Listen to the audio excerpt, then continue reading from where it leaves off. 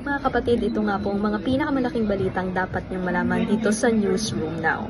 Unang-una po kinumpirma ng tagapagsalita ng mga diskaya na naibalik na sa garahe ng St. Gerard Construction ang 12 na luxury cars na hinahanap nga ng BOC o Bureau of Customs kahapon. Ilang araw na magsusuri ang BOC kung magmamatch nga ang certificate of payment sa bawat luxury car sa port of entry kung saan ito idinaan. Simon Gualpes pa rin po ang magbabantay sa balitang yan.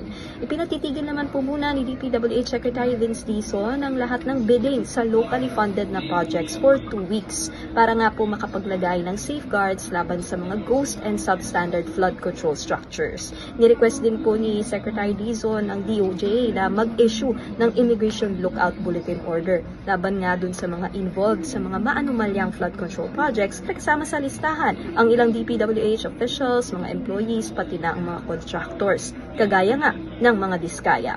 Yan at iba pang mga update ihahatid po sa atin ni Carrie Cator. Nasa Kongreso naman si Marian Enriquez kung saan haharap sa House Appropriations Panel si Education Secretary Senator Sonny Angara para sa 2026 na budget deliberations ng DepEd.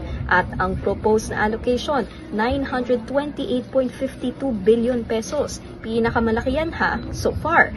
Dito naman po tayo sa Metro Manila, babantayan ni JC Cosico ang mga deliberasyon sa flood control measures, ang paggawa ng synchronized na Metro Manila-wide drainage and flood control master plan na pinagsasama ang local and national interventions para isang coordinated na framework para rin nga po sa pag-appropriate ng funds dito.